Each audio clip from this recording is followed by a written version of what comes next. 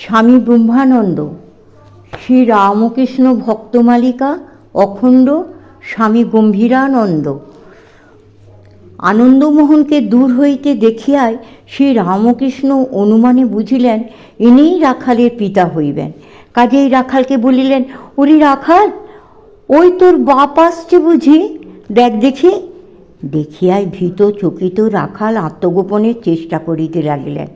ঠাকুর কিন্তু বলিলেন, ভয় কি, বাবা প্রত্যক্ষ দেবতা, তোর বাপ এলে তুই বেশ ভক্তি করে প্রণাম করবি, মার ইচ্ছা হলে কি না হতে পারে। রাখাল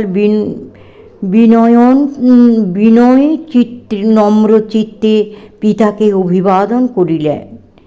শ্রীরামকৃষ্ণ পিতার নিকট পুত্রের অজস্র প্রশংসা করিলেন এবং আদর আপ্যায়নে পিতাকে পরিতুষ্ট করিলেন।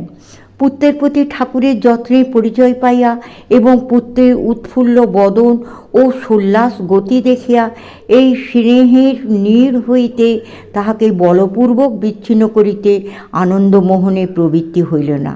রাখালকে দক্ষিণেশ্বরে রাখিয়া তিনি বিদায় লইলেন। শুধু প্রার্থনা করিয়া গেলেন, ঠাকুর যেন ইচ্ছামতো রাখালকে গৃহে পাঠাইয়া দেন। ঠাকুর তদনুসারে রাখালকে গৃহে পাঠাইলেও রাখাল পুনঃ দক্ষিণেশ্বরে আসিয়া বাস করিতে লাগিলেন। তাই আনন্দমোহনও পুত্রকে লইয়া যাইবার জন্য মাঝে মাঝে দক্ষিণেশ্বরে আসিয়া উপস্থিত হইতেন। এইরূপ এক সুযোগে রাখালের প্রতি আনন্দমোহনের দৃষ্টি আকর্ষণ করিয়া ঠাকুর বলিলেন, আহা, দেখো দেখো, আজকাল রাখালের কি চমৎকার ভাব হয়েছে। ওর মুখপানে চাও, দেখতে পাবে ঠোঁট নড়ছে, অন্তরে অন্তরে সর্বদাই ভগবানের নাম জপ করে কিনা। যদি বলো বিষয়ীর ঘরে জন্ম থেকে বিষয়ী লোকের সঙ্গ, তবু এমন কেমন করে হয়, তার মানে আছে। ছোলা যদি আবর্জনাতেও পড়ে, তবু সেই ছোলা গাছই হয়, সে ছোলাতে কত ভালো কাজ হয়। তা রাখাল যে এখানে আসে, তাতে কি আপনার অমত আছে? প্রশ্ন শুনিয়া আনন্দমোহন ফাঁপড়ে পড়িলেন। সাধুর বিরাগভাজন হইবেন কীরূপে? বিশেষত তিনি দেখিলেন যে ঠাকুরের নিকট অনেক গণ্যমান্য লোকের যাতায়াত আছে। পুত্র এখানে থাকিলে ইহাদের সহিত ঘনিষ্ঠতার সম্ভাবনা, এই সকল কথা ভাবিয়া তিনি বলিলেন, সে কি মশাই, রাখাল তো আপনারই ছেলে, আপনার কাছেই থাক, তবে মাঝে মাঝে 2-1 দিনের জন্য আমার ওখানে পাঠিয়ে দেবেন। এই রূপে মধ্যে মধ্যে স্বগৃহের সংস্পর্শ ঘটিতে থাকিলেও রাখালের মনে ধর্ম অনুষ্ঠান স্পৃহা কমেই প্রবলতর হইতে থাকিল। একদিন তিনি শ্রী রামকৃষ্ণকে জিজ্ঞাসা করিলেন, তিনি পিতার উচ্ছিষ্ট কিংবা ভুক্তাবশেষ পাত্রে খাইতে পারেন কিনা। অমনি ঠাকুর বলিলেন, সে কি রে, তোর কি হয়েছে যে তোর বাবার পাতে খাবি না? মা বাপ কি কম জিনিস? তারা প্রসন্ন না হলে ধর্ম টর্ম কিছুই হয় না। চৈতন্যদেব তো প্রেমে উন্মত্ত, তবু সন্ন্যাসের আগে কতদিন ধরে মাকে বোঝান, বললেন, মা, আমি মাঝে মাঝে এসে তোমাকে দেখা দেব। এইভাবে প্রায় 2 বৎসর অতীত হইল। এদিকে জামাতার বৈরাগ্য দর্শনে প্রতিবেশীরা রাখালের শ্বশুরমাতা শ্যামাসুন্দরীকে সততই সাবধান করিয়া দিতে থাকিলেন। ওই কারণেই হোক কিংবা কন্যাকে শ্রী রামকৃষ্ণ চরণে উপস্থিত করিবার জন্যেই হোক, রাখালের দক্ষিণেশ্বরে অবস্থানকালে শ্যামাসুন্দরী একদিন বিশ্বেশ্বরীর সহিত তথায় আসিলেন। কিন্তু বারংবার পীড়াপিড়ি করিলেও রাখাল দক্ষিণেশ্বর যাইতে সম্মত হইলেন না।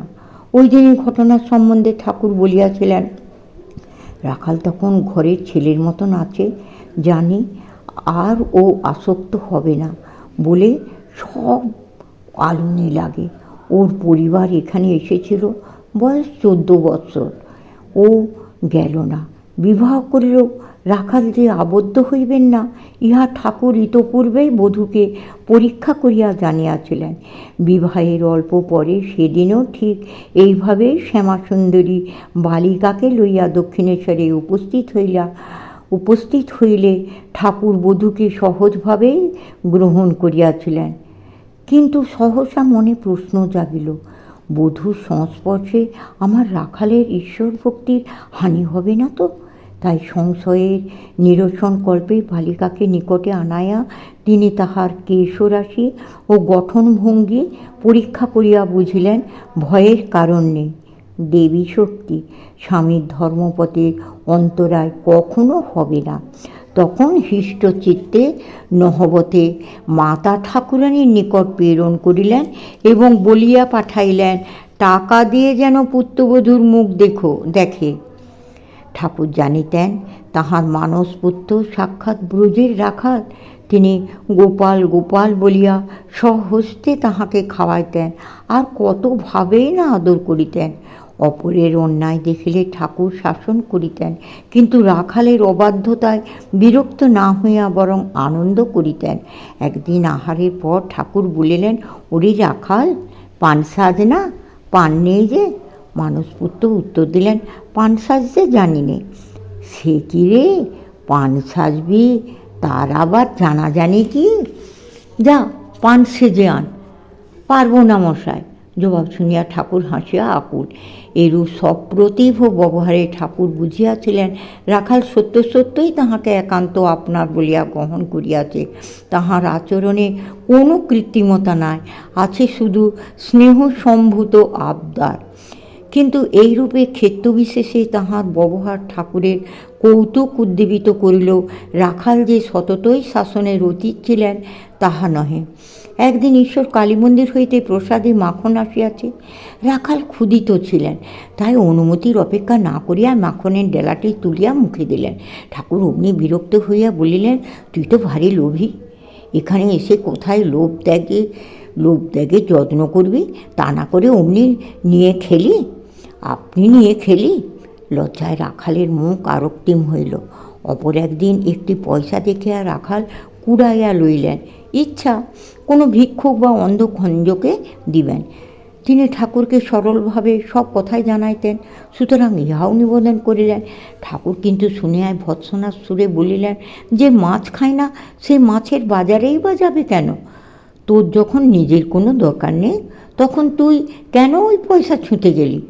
ঠাকুর নিজে বিশেষ স্থলে শাসন বা সাবধান করিয়া দিল, অপরই রাখালকে কোনো রূঢ় কথা বলিবে ইহা একান্ত অসহনীয় ছিল।